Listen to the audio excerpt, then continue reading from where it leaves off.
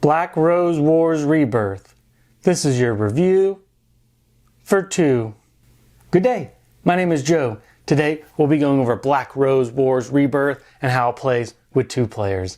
Now this game is a 1 to 4 player competitive arena battler where you will have your mage, you'll be slinging spells to take out other mages or put instability on some of these tiles, some of these different rooms, and hopefully turning these over to its new more powerful variant by gaining, and over the course of the game, by taking out players, gaining trophies, completing quests, turning over rooms. You're going to be gaining power in the form of, the Black Rose Lodge, and whoever crosses 31st triggers the end of the game, and then you count up some extra Black Rose points, and whoever has the most at the end wins. So see a little bit more how to play.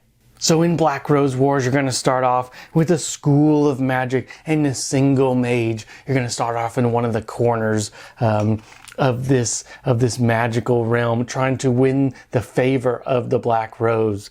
And as you progress, you'll be able to do certain actions on your turn. Some physical actions would let you move and activate a room, or you'll be able to plan some of your cards. But the first thing you're going to do is work on the event phase. This is a phase where you're going to flip over a card and it'll give you some variability from turn to turn and may increase the Black Rose power, kind of give you that little nudge to play a certain way, maybe to earn favors in different ways. Then you're going to draw a potential quest card. If you don't have any quest cards, these are things you can do throughout the game that give you some small points to get you closer and closer and more favor to the Black Rose. So you'll have the events to take care of, some of the quests to take care of, and then with your hand of cards that you're going to get your grimoire, you're going to plan your turn. But before you do that, you're going to choose another one of these schools and choose some more cards out of it. You're going to pick one of these schools, Shamantic, Agony, Hex. You're going to draw 4 cards, keep 2, and add that to your hand. So it's like a deck building in a way. You're not going to cycle through your deck a ton, but these are new cards you're going to see. They may help you complete quests, do things on the board. So you're ever going to grow your spell book throughout the game. And then you go into the planning phase where you're going to put up to 4 spells down here. And this is kind of neat because it's kind of like spell queuing in a way, where you have 1 quick spell slot you can do kind of any time.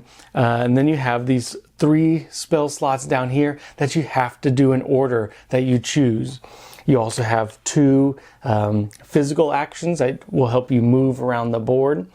But once these are planned, they're kind of set in stone for the turn, and then the chaos ensues in the action phase, and that's where you're going to choose to do your physical actions, move on the board, activate a room. You're going to activate some of your spells. You're going to be flinging spells at other people, putting instability on the room, trying to do anything you can to advance your standing in the Black Rose Lodge. And then you go to the cleanup phase, where you're going to, just kind of reset the round, and you're going to do that all again. Event, maybe quest, get new cards, plan, do your actions, and watch the chaos ensue, and do it all again. So let's see a little bit more what I thought about the game. So the rules and references for this game, I will say the rules were a little bit wordy and not exactly laid out how I would have done it, but everything is in here. All the questions that you're going to have are answered. There is going to be a lot of, well, I'm doing this, but you have a reaction to this, kind of a little bit hairy for the most part. It just was a little bit wordy for me, and laid out a little bit oddly. I wish there was kind of an appendix or some sort of, glossary where I could easily find things. But the references for this game, that's where they kind of turn it around. I really like this reference card. There's so much on this card that once we played the game once, this was life lifesaver because I hardly needed the rule book. Has the actions on one side and the game turn flow on the other side. Now the components in this game, oh, these are neat components. I really like these. All these different cards and schools of magic, just they all kind of feel unique. The tiles feel nice and weighty with these inlaid, slots for the instability cubes. All the different cards, and I didn't even get into, when I was kind of explaining the game, all the evocations, all the little minions they give you, and you'll be able to control throughout the battlefield as well. You don't need a miniature game to be cool, but man, it feels good to move some of these miniatures around and actually have some of the area control where you feel like you're part of the action, and I really like all the components to this game. Let's go into setup and table size. Setup is going to take you a little bit. It took me about 40 minutes from just reading the 2 pages of setup, but it'll take a lot less time from here on out. It's really putting the black rose in the center, building out the board, putting a couple of boards, making sure all the cards are in place, and just organizing. Once you've played once, the setup becomes vastly easier. As far as table size, this is going to take you quite a bit. When we did play the 2-player, we were kind of even cramped on space on this fairly large table. I think we have like about a 3x5 table area, and it was a little bit cramped, but it will take up some space. So let's talk about the gameplay, and this is the fun part about the game. This is the spell slinging part about the game.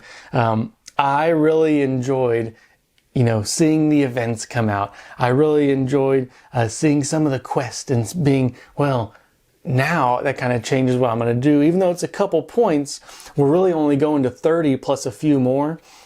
Every 3 points can really start to add up, can give you that kind of drive on what to actually do for the turn, because there's a lot in this game, and that can kind of give you a little bit of direction. And then you go into the study phase where you're going to be adding new cards to your hand. You can only hold, a certain amount of cards from turn to turn. But, and that kind of limits what you do on the preparation phase, but choosing one of these different schools and getting more cards and deciding which 2 to keep. You're going to draw 2 from your deck, you're going to draw 4 from over here and keep 2. You just have a plethora of, I want to do this, then this, then this. Because the next step in the planning phase, where you have to plan it out, Heroscape style, where this is my plan, but if I get defeated in the middle of the round, is my plan going to be okay? If I'm sitting at 10 health with 1 health left, and do I really want to put all my eggs in one basket? Because I know I'm going to have to go back to my study area and then move back out there and get back in the fight. So do I really want to spend time on that? It's a really neat balance of planning versus looking at the board state and seeing, am I safe over here? Can I do my own thing? Or is somebody going to disrupt my plans? Or do I want to disrupt their plans? That's where the chaos really ensues. Just these cards are really neat. These cards they can be played 2 different ways, and that gives you just more options. There really is so much choice in this game. Every single card can be played 2 different ways. You can put status effects on people. You can put evocations. So it does get a little bit cumbersome to keep a track of, but they did a really good job of making sure everything is within reach. Everything's pretty straightforward. I don't know, the gameplay loop in this game is a lot of fun. That's really all I have to say about that. Like I said, the rule book was a little bit chunky to get through, but the rules and references really made the gameplay itself feel really good. Sure, there is a lot of take that, it's an arena battler. This is not this is also area control. This is not a dance in the park, a little farming simulator. This is I'm taking this, or I'm going to take that from you, and then, a little bit of take that, but also I'm going to beat you down so I can get some points, so I can get some trophies, anything to win the favor of the Black Rose Lodge. And that is a lot of fun for this game if you like that arena head-to-head battler. So is this game good for two? And my problem with this game at two was the map was too big. It was just too large. There were too many spaces we never went to. We could probably house rule it and lay out, tiles in different ways, make the map quite a bit smaller.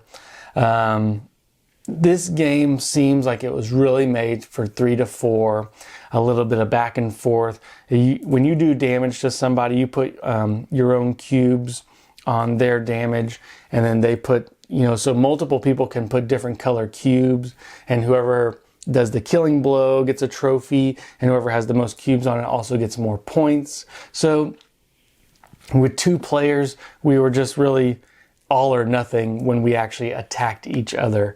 So it just the game felt good until it came to just, we only put instability on a few parts. Now, what we did do was play 2 players and then an avatar, which was like kind of the AI.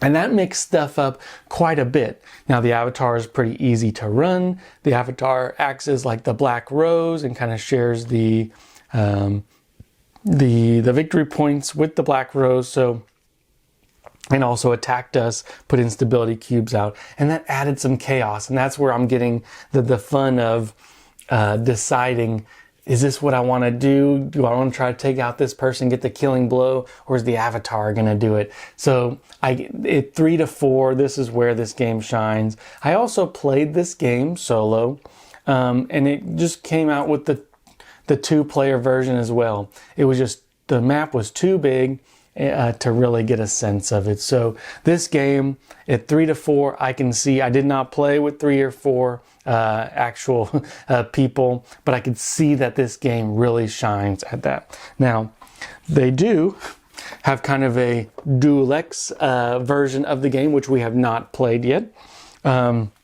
And that looks like it adds a lot smaller game board, and that is probably the 2-player head-to-head that you're really looking for in this game if you're looking for the 2-player version. But this is an arena battler. It needs to be played 3 or 4. I think there's a couple house rules that people have put online about having multiple avatars, so you could play 2 and maybe 2 avatars, but it would require some house ruling. And one of the avatars is going to need to be the Black Rose. Like I said, it's a very good game. This game really knocked our socks off when we played 2 players plus an avatar. Like I said, just 2 players was a little bit too spread out, and solo and the avatar was about the same. But man, this game is a lot of fun. I love seeing all these cards. There's so much choice. There's so many decisions, from the events, from the quests, to the cards, to putting out your evocations, to instability, to spell slinging, to like the deck building aspect where you're going to get some cards back in a few turns, to, doing the room effects. There's so much to this game that if you have a 3 to 4 player dedicated group, or even 2, and you guys want to play with an avatar, and once again, potentially, I think there's another expansion which adds multiple avatars. This is the game for that 3 to 4 player count. But at 2, I can't fully recommend this game, but it was a very good experience with 2 and an avatar. So, really thought this game was neat.